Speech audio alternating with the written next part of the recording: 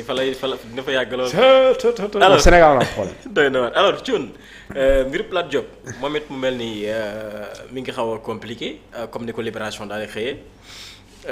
par rapport ak le parquet général daal di dugal ab pourvoi en cassation contre la décision de la chambre d'accusation financière mi mayoon liberté provisoire kii di Lat Diop. ba tey ci boobule mbir ñu ngi xamal ni le parquet financier a adressé un réquisitoire supplétif au président du collège des juges d'instruction afin de solliciter une deuxième inculpation du responsable de l'Alliance pour la République waaye aussi nu daal di saytuwaat flux bancaire yi nga xam ni moom Lat Diop defoon na ko diggante 2020 jàpp li 2023 ana tey lan nga mën a leeral ci mbir Lat Diop. waaw xam nga dossier Lat Diop bi nag vraiment ñu bëri sax dañ ciy jàngale maîtriser waale sax li xew mooy li am mooy xam nga réquisitoire introductif mooy dugal nit ci kaso soo duggee ci kaso bi mooy tey li ñu lay chargé nga mooy réquisitoire introductif maanaam li procureur di tënk bind ko ne yow lii lañ lay toppee ak nii la jàppee nii la amee ak renseignement yu mu am ay information yooyu loolu lañ lay jox d'accord yow mi juge d'instruction bi ñu jox la yow sur cette base ngay def lu ñu tuddee ay investigation à charge et à décharge léegi yoon dafa prévoir li ñu amee un réquisitoire introductif prévoir na aussi li ñu tuddee un réquisitoire supplétif mooy durant l'instruction si aujourd'hui le procureur de la République ou le procureur tout simplement dafa découvrir yeneen information wala mu am yeneen renseignement mu am yeneen mbir procureur boobu dafay saisiraat le juge d'instruction bi le dossier bi pour ne ko am naa de nouveaux éléments am naa de nouvelles informations yoo xamante ni dañuy aller dans le sens des inculpations yi nga xamante ni moom la ñu teg ki nga téye ki nga nekk di instruire mooy jamono ji c'est dans le cas de Lat Diop léegi si aujourd'hui ces informations dafay nekk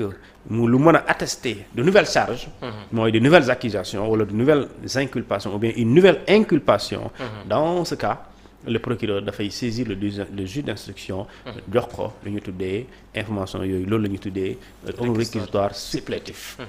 léegi nag si mbirum banque la ñu ne ay flux mooy certainement des opérations diggante diir bii ba diir bale mooy amoon na envoi amoon na ay retrait amoon ay ordre tel léegi nag loolu procureur moom moo xam effectivement parce que il suffit pas de parler de flux c'est vague moom moo xam par exemple li mu njoxt ne xaalis boobu doon génn du dugg diggante 2022 tu as dit 2022 voilà maanaam xaalis boobu lu mu doon dox léegi xaalis boobu noonu c'est le juge d'instruction d'aller d'accord def ay réquisitions bancaires ñu xamal ko xaalis bi lii la parce que Thione man comme tout le monde ñu ngi jottalante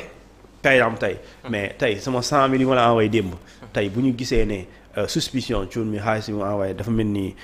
daf ci doon def dara ak si la alors suñuy vérifier dañuy dem def réquisition ne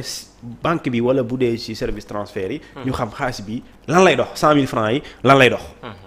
léegi bu dee jàmm lay dox vraiment loolu yoon nekk ci mais bu dee doxul jàmm aussi loolu yoon a ngi ci léegi nag yooyu c'est le juge d'instruction de déterminer cela léegi nag si le juge d'instruction bu ñu ko joxee charge boobu ñu jàpp ne c'est une nouvelle inculpation bu mënee am li wone ne effectivement amul lenn lu illégal ci flux yooyu wala bu gisee ne am na lu illégal ci loolu dans ce cas da koy yëgal ci nga xam ne mooy procureur pour mu def li nga xamante ni moom mooy mu jël décision léegi nag ci pourvoi en cassation bi parce que damay gis ñu bëri di ci wax xam nga Lat Diop li am mooy li amoon na dafa amaat waaw parce que Lat Diop ce scénario là c'est pas nouveau il a été bénéficiaire d'une liberté provisoire boo xamante ni la chambre d'accusation financière moo ko jox mais bi mu ko joxee chambre d'accusation financière boobu daa weddi woon l'ordonnance du juge d'instruction parce que juge d'instruction bu njëkk bi moo ne woon Lat Diop yow ñaan nga liberté provisoire mais mënuloo ko am léegi Lat Diop ay avocat am contesté ñàkk ànd ci loolu ñu dem ci chambre d'accusation financière kooku ne effectivement li juge d'instruction bi wax ne mënul am liberté provisoire mais mën na ko am man juge d'instruction plutôt juge de la chambre d'accusation jox naa Lat Diop liberté mais dans ce cas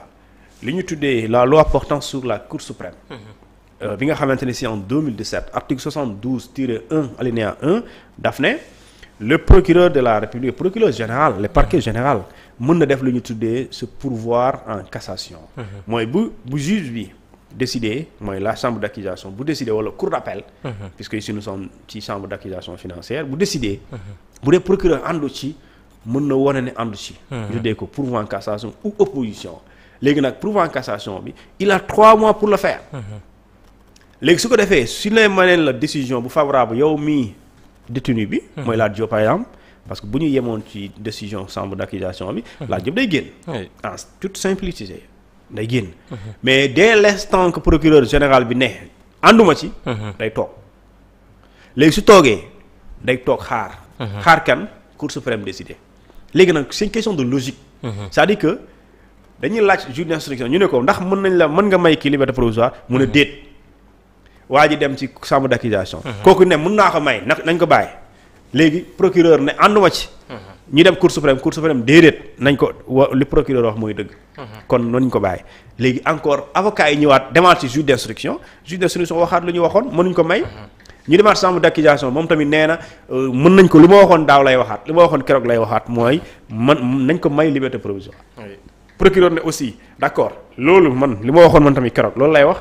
dama ànduma ci léegi nag ñu xool aussi la Cour suprême est-ce que day wane ne aussi li ma waxoon keroog lay waxaat moom tamit maanaam procureur lu mu wax dëgg la kon day continuer di des ça veut dire en tout cas ñetti ñi ñëpp collège des juges d'instruction la chambre d'accusation financière le parquet général ku nekk ci ñoom li nga waxoon moom nga waxaat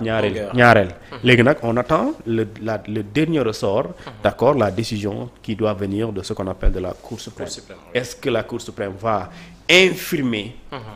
lu ñu tuddee la chambre d'accusation financière ou va la confirmer ou également day ànd ci li procureur de la République wax. Maintenant tout reste à voir en tout cas ils le feront avec liberté. avec indépendance. oui ba tey ci Cour suprême nañu desandi Barthélémy Dias le 27 bu ma juumulee si leen fas yéene xam ana kan moo koy daal di wutu ba tey it ci mbir moomee ñu ngi nuy xamal ni ki le bureau municipal de la ville de Dakar. est convoqué ce lundi 18 août à 16h par Ngoné Mbengue, maire intérimaire, ordre du jour fixé une date pour l'élection du nouveau maire. Mais est-ce que yaakaaroon ni xaw na gaaw parce que Barthélémy Dias dugaloon na recours fële ci Cour suprême te xamaguñu ban décision moo fay bàyyeekoo. waaw man loolu moom xaw a jaaxal boobu léegi mais puisque ba léegi gisaguma texte bu wax ne mënul nekk mais ci compréhension li ma bëgg a wax foofu mooy la décision le pourvoi en cassation le recours de Barthélémy Dias il n'est pas suspensif c'est ça la vérité mais qui dit kan moo mën a deviner la décision de la Cour suprême par exemple il faut nga am fit pour wax ne lii lay wax nga am fit pour ne lii lay wax mais après sooy def analyse da nga naan probablement Cour suprême mën na jox Barthélémy Dias dëgg wala nga ne probablement mën na ne Barthélémy Dias yow yaa nekk ci yaa juum nga nekk aussi yoon mais mënoo wax tout de suite lii la léegi supposons ñu def ñaari cas yooyu si la Cour suprême dit que Barthélémy Dias yow certes dañ laa déclaré woon démissionnaire décision boobu li ko wax mooy le code électoral article 277 wax na ko léegi dans ce cas tu perds ta qualité de maire pour l'instant léegi la Cour suprême ne en réalité yow waroo ko léegi dañ lay delluwaat sa qualité de maire dans ce cas bu fekkente ni am nañ koo xam ne dañ ko élire parce qu'il faut dire kooku day fekk du nekk intérimaire kii ñëw nii du nekk intérimaire il sera officiellement le maire de la ville de Dakar et ki nekkoon ancien kooku même bu ñëwaatee mënul toog déedéet parce que du intérim il n'est pas intérimaire il a été remplacé d'office définitivement et que aujourd'hui la Cour suprême moo waxagul léegi si la Cour suprême aujourd'hui bu ñëwee maintenant soo ko falee nag su dee Cour suprême nee na d'accord Barth noo nga baal ñu mais vraiment yoon rek lañ moo fi nekk amul lenn lu jalgati yoon dans ce cas le nouvel élu il continuera d'être maire de la ville de Dakar parce que il y a pas une décision contraire bi nga xam ne dafay ñëw changer carte bi léegi nag loolu moom xaw a jaaxal léegi nag le préfet de la ville de Dakar, l'autorité administrative, pas ville de Dakar, du département de Dakar plutôt, moom moo yëgal conseil municipal bi ne am ngeen fii ba le 27 pour ngeen tabb seen maire bu bees. léegi nag le conseil municipal moom mooy organiser wu avant le 27 ñu organiser élection moo tax le lundi prochain 18 su ma jumlee war nañoo dajee pour fixer la date mooy tey am nañu information bu jógee ci kilifa gi mooy préfet bi nee na am nañ fii ba le 27 léegi ñun nañu xool date bu gën fii ba le 27 ñu fixer ko comme ça les candidats qui souhaitent nekk maire de la ville de Dakar alors ñu signalé wu après conseil municipal yi daal di leen fal léegi nag su boobaa on va voir mais il y aura de la politique kii nu comment dire de la réelle politique c'est-à-dire Barthélémy Dias il a perdu pour l'instant parce que ni ñuy doxee ni xam na ne perte na est-ce qu'il va rester les bras croisés il a des amis conseils certainement te foofu Pastef moo fa nekk minorité est-ce que aujourd'hui l'opposition va se laisser faire est-ce que s'il le faut est-ce que l'opposition dina nangu kenn si ñoom nekk candidat ñu fas yéene bàyyi ko pour pouvoir bi gagner et tu penses que le pouvoir n'aura pas son candidat si le régime actuel aura son candidat qui sera le candidat on ne sait pas mais il aura le candidat il va tenter et il va se débrouiller pour gagner la mairie de ville de Dakar il va se débrouiller pour gagner la mairie de ville de Dakar parce que chaque régime son rêve bokk na si mu gagner la ville de Dakar régime bu ne Abdoulaye Wade il a toujours voulu il l'a eu avec Pape Diop etc alors Macky Sall l'a toujours voulu il n'a pas voulu il n'a amu ko Khalifa Sall moo fi nekkoon Barthélémy Dias à un moment donné et plus tard même si on voit voilà il y a un certain rapprochement entre lui et Macky Sall maintenant pour dire que la capitale sénégalaise la ville de Dakar en tout cas régime bu sañoon moom moo koy gagné mais le problème mooy li hic d'ailleurs mooy yéen régime bi sooy xool ci nombre de conseils vous êtes minoritaire par rapport aux autres c'est ça en fait doy na waar alors Thione actuellement le président Bassirou Diomaye Faye mi ngi fële ca Parcelles Assainies